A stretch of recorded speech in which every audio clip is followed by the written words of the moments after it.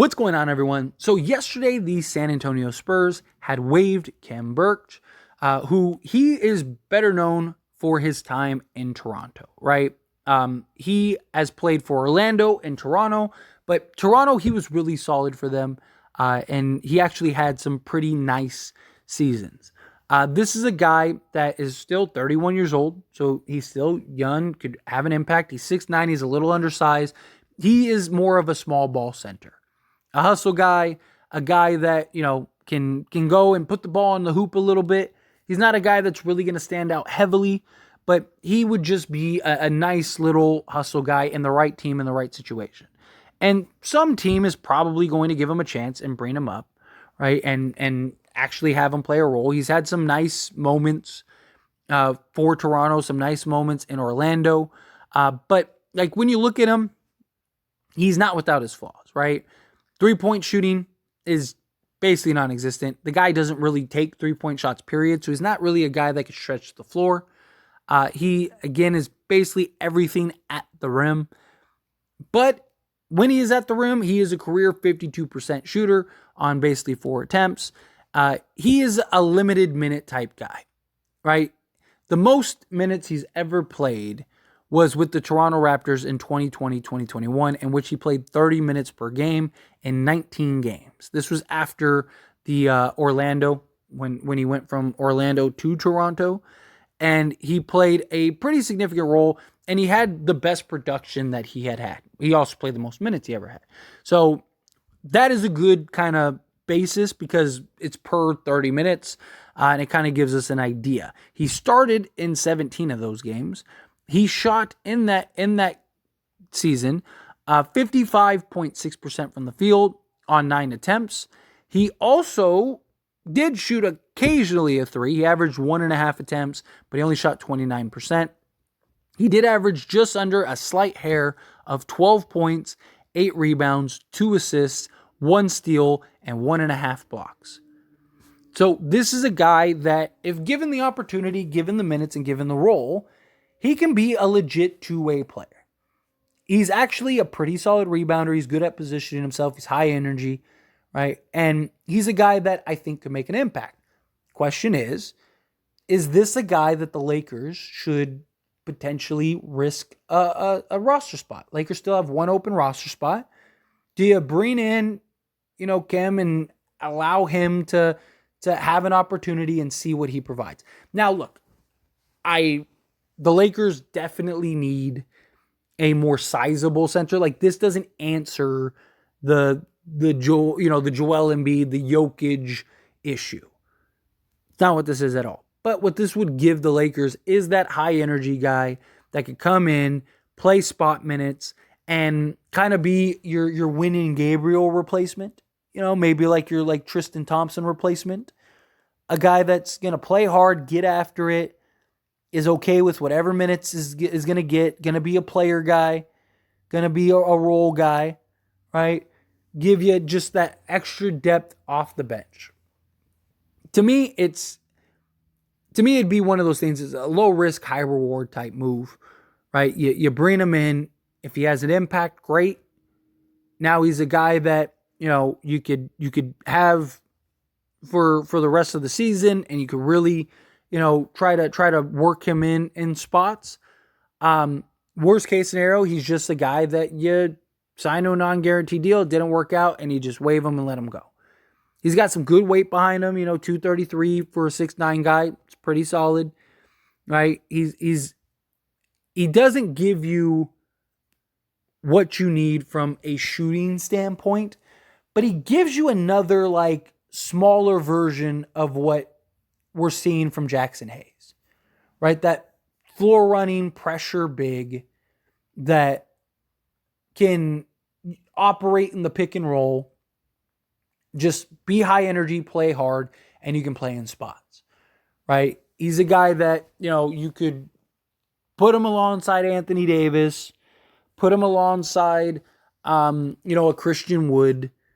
He's gonna go and block some shots, play some hard-no defense. He's got a 7'1" wingspan with a 35.5-inch vertical. So again, he's got good athleticism, good length, good size. can just get after it defensively. I don't hate the idea. If I'm being honest, I think the Lakers shouldn't.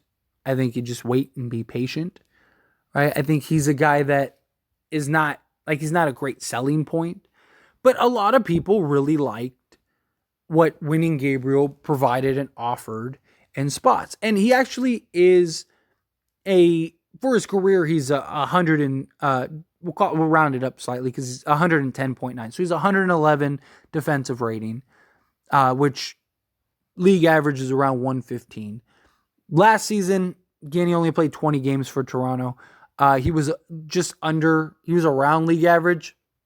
But if you look at the previous year, he was actually very good defensively. In 55 games, was 111.5 defensive rating in 18 minutes. And even the year before that, with Orlando, he was at 111 too. So he's around 111 defensive rating, which is good. Again, league average is around 115. So he's above average defensively, right? And if he can come in, give you some toughness, give you some energy, give you some athleticism, give you the occasional bucket, be a lob threat, be a rim pressure guy, be a guy that's a floor running big, that is, helping push the pace and really kind of just right the ship and steer the ship. I don't hate the idea of bringing him in.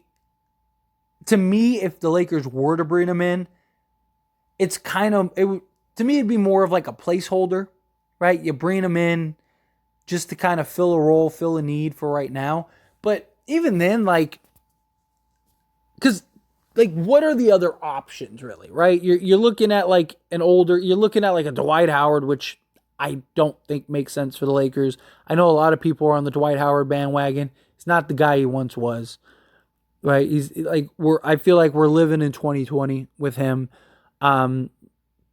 You have DeMarcus Cousins, who I like a little more, but he can't stay healthy. And, there's a lot of questions just about his mental, right? And the way he conducts himself on the court. And even behind the scenes, right?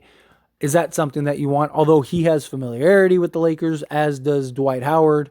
I do like the idea of like a Myers Leonard. He gives you that size, gives you strength, gives you that floor spacing, right? So outside of Myers Leonard, there's not really very many options. A lot of them are undersized options, right? So do you go and you bring him in as a placeholder, give him a little burn, give him a little run, see how it works out?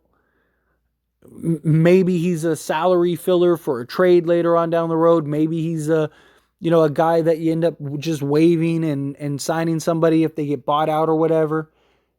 And if that doesn't happen, then he's a guy that can just be on the basketball court, right? He's a guy that many Laker fans have wanted for some time, right? Even when there was trade rumors about Toronto, right?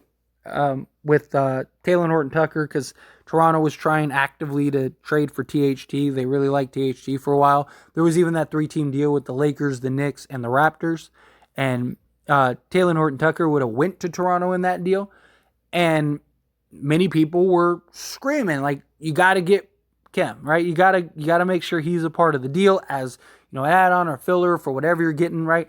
Because he was a guy that could come in and, again, play a solid role. He had very solid moments, very solid games, and had an impact for the Raptors. He's a guy that can switch and defend multiple positions. He can even defend out on the perimeter, right? So gives you some defensive versatility. To me, that's what the Lakers would be looking at with him. Just a defensive guy that can come in and just kind of stick with the positionless defensive type basketball, right? You going with a small ball lineup.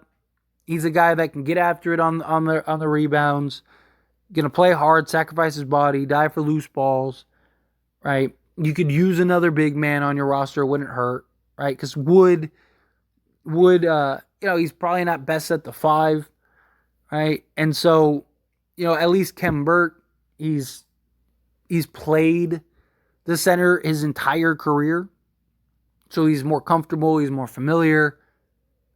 Right? Again, you can play him next to Wood, play him next to 80. You don't have to play him a ton. He's going to get DMPs some nights. I don't see him really throwing a fuss or anything like that. He'd be on a contender. He'd be in LA. It'd be a good position for him. He'd be in a good place, right? But I don't know. Again, I personally wouldn't do it. But again, it's at least worth the conversation because that's what this is all about. It's about conversations, about talk. It's about having fun, right? So, as always, this is a discussion. So I pass a question on you. Let me know your thoughts and opinions down in the comments below. What do you think? Do you like the idea of bringing in Khem Birch? Do you think, stay away from him. He's not what we need. Are you one of those people that liked him and would like to see him on the Lakers? Do you think if the Lakers did sign him that he'd be good enough to kind of stick around, maybe even fight for a rotation spot? Right? I would look at him as a placeholder if they were to bring him in. I don't think it hurts. Bring him in for a workout or something and just see how he looks, right? See what he's doing. San Antonio waived him so he could go to a contender. Lakers would fit up that alley. I don't think it hurts. But anyway, again, love your thoughts and opinions. Let me know however you feel down in the comments.